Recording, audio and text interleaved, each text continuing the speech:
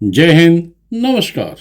मैं अनुजोत speaking channel पर @country 12 consultant के रूप में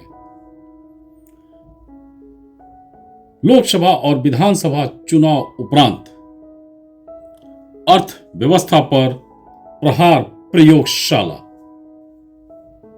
किचन और आम जनजीवन व्यवस्था को कौन से तत्व बर्बाद कर रहे और क्यों कर रहे, असली आजादी कब होगी। मेरे इस चैनल से जुड़ जाएं और गुलामी पोषक क्रूर राजनीति चेहरों के असली मंशा को पहचानें। याद करिए, 2024 लोकसभा चुनाव रिजल्ट के 2 दिन बाद शेयर मार्केट पर एक राजनीतिक दल द्वारा दल बल के साथ प्रहार हुआ। पुनः 2024 के अंतिम विधानसभा चुनाव के बाद यानी 21 नवंबर को देश के बड़े उद्योगपति पर प्रहार हो गया। दोनों बार देश के अर्थव्यवस्था पर प्रहार हुआ। सत्ता स्वाद नहीं मिल रहा तो अर्थव्यवस्था चौपट कर आम हिंदू परिवार को बर्बाद करने का मानसिकता देश का ही नहीं, हर घर का दुश्मन माना जाना चाहिए।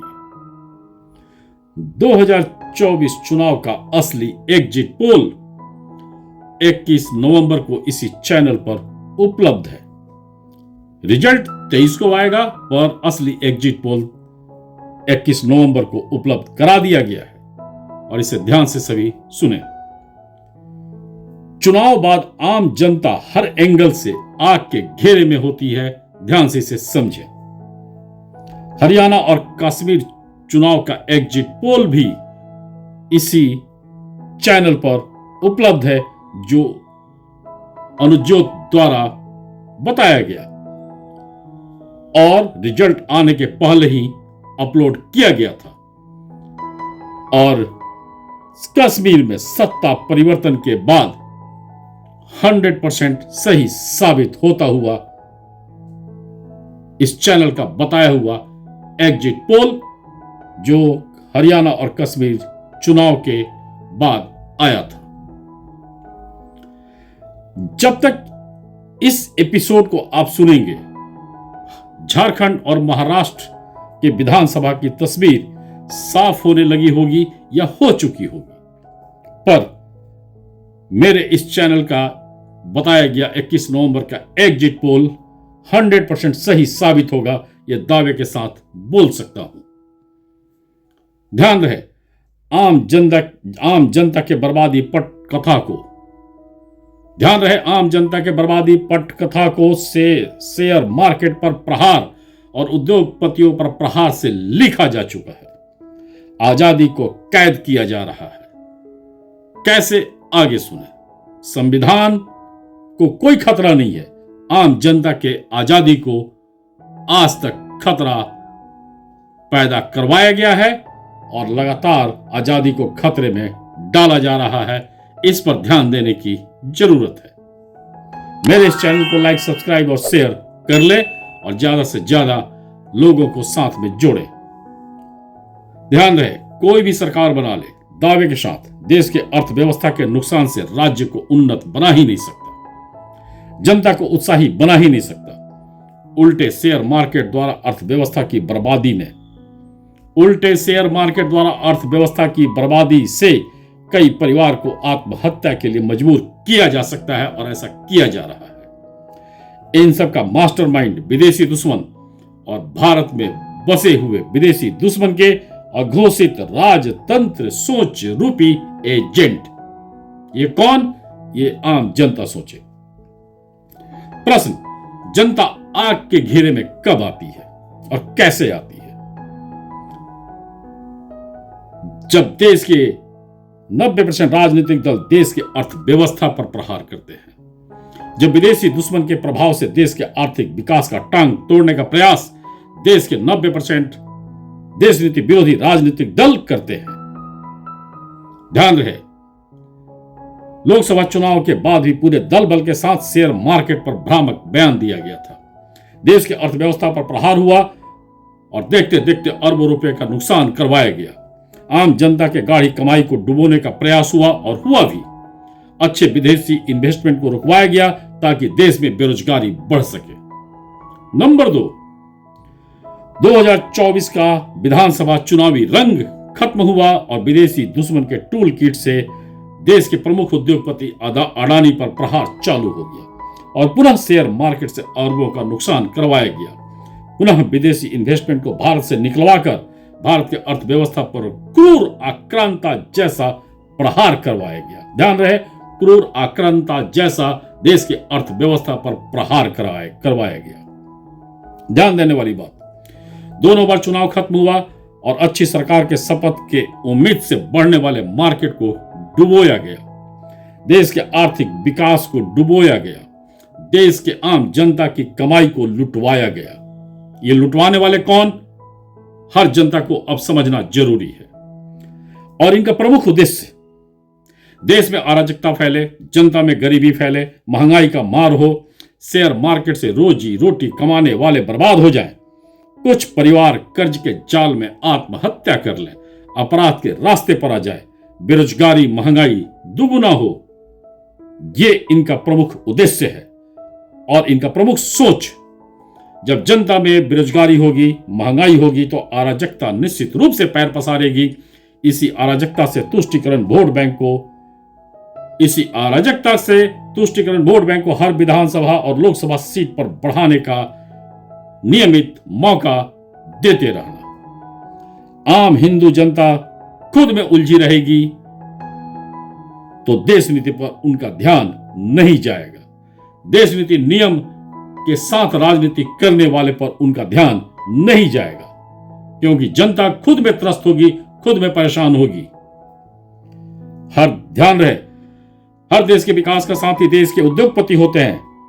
50% से ज्यादा डायरेक्ट रोजगार देने वाले उद्योगपति हर देश में होते हैं। 25% इनडायरेक्ट रोजगार देने वाले उद्योगपति हर देश में होते हैं। भारत में भी हैं। भारत में जब से कुछ प्रमुख दल, ध्यान रहे, भारत में जब से कुछ प्रमुख दल सत्ता से बाहर हुए हैं, देश के उद्योगपति पर प्रहार करते रहना और विदेशी दुश्मन के साथ से देश के अर्थव्यवस्था में सेंध लगवाना एक आदत बन गया है। ध्यान रहे, दरअसल ये प्रहार उद्योगपतियों पर नहीं है, क्योंकि बड़े उद्योगपतियों का कुछ नहीं बिगड़ने वाला। विश्व मार्केट में वो कहीं भी स्थापित हो जाएंगे, कहीं भी उद्योग को फैला लेंगे। दरअसल उद्योगपतियों पर प्रहार मतलब हर आम कामकाजी जनता के गाल पर स्वार्थी राजनीति का तमाचा, देश नीति नियम विरोधी राजनीति का तमाचा। उद्योग पलायन, पूंजीपति पलायन मतलब चारों तरफ अराजकता, भूखमरी, गृह युद्ध, समाज के अंदर युद्ध, घर के अंदर युद्ध, रिश्तेदारों से युद्ध, दोस्तों से युद्ध। बंगाल में पूंजीवादी और उद्योगपतियों पर राजनीतिक प्रहार आज बंगाल के अधिकांश इलाकों को बर्बाद किए हुए है और गरीब को हथियार, जिसका दुरुपयोग राज्य ही नहीं पूरे देश को डंक मारते रहता है। एक राज्य का अराजकता पूरे देश का महंगाई और बेरोजगारी बना हुआ है। ध्यान रहे, कश्मीर में सत्ता बदलते ही आतंक का घिनौना रूप शुरू हो चुका है। मणिपुर में भी कश्मीर जैसा ही हाल है। दोनों जगहों पर हिंदू, यानी सिर्फ हिंदू, आतंक रूपी मानसिकता वाली गोलियों के निशाने पर है। पर 90% देश नीति नियम विरोधी राजनीति मौन व्रत में है।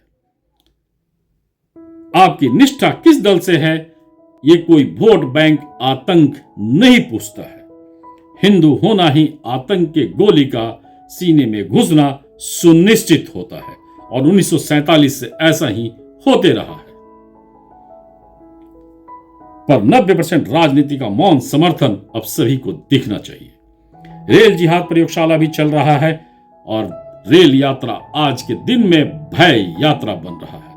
पर 90% देश नीति नियम विरोधी राजनीतिक दल रेल मंत्री और प्रधानमंत्री को घेरते रहने में व्यस्त हैं, जनता को भ्रम भ्रमित करते रहने में व्यस्त हैं, पर रेल जिहादियों पर मौन है।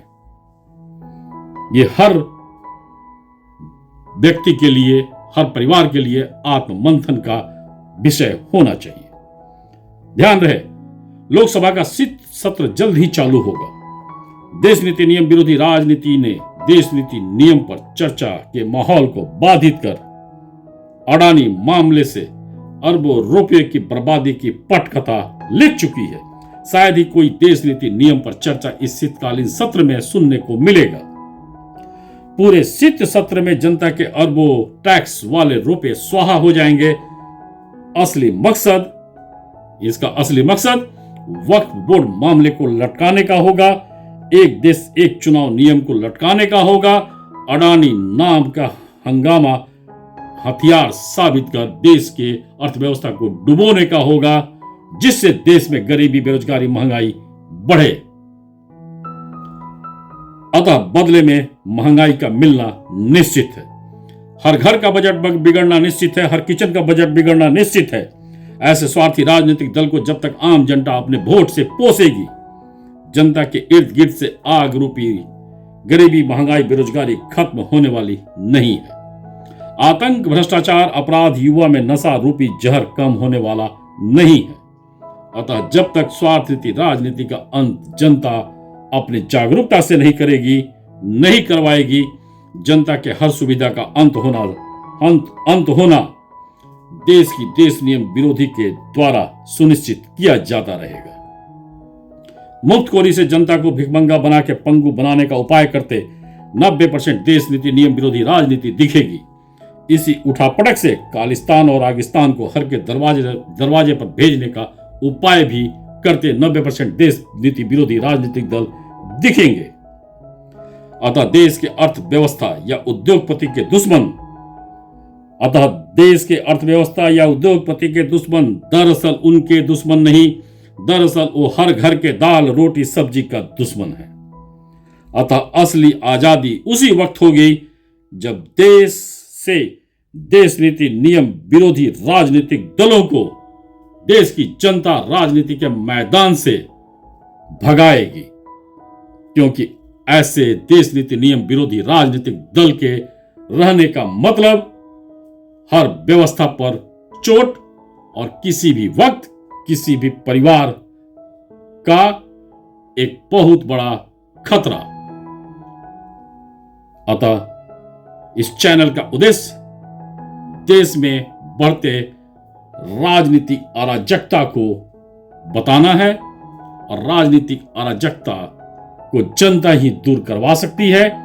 जनता अगर सजग न हुई तो देश में देश नीति नियम विरोधी राजनीतिक दल अपने स्वार्थ नीति के कारण जनता के हर बजट, हर अच्छे सुख सुविधा, हर अच्छे सोच को निश्चित रूप से बर्बाद करके ही मानेंगे, और खुद के लिए कई ऐसी व्यवस्था को बना चुके हैं जहां वो चैन की बंसी बजाएंगे और देश की आम जनता आपस में उलझकर खुद को बर्बाद करेगी। अतः सभी इस पर ध्यान दें। देश का अर्थव्यवस्था घर का व्यवस्था है। जय हिंद, धन्यवाद। हर दिन शुभ हो, हर रात्रि शुभ हो। सभी का खालिस्तान और आगिस्तान सोच रूपी राजनीति से सुरक्षा हो। पुनः जय हिंद, धन्यवाद।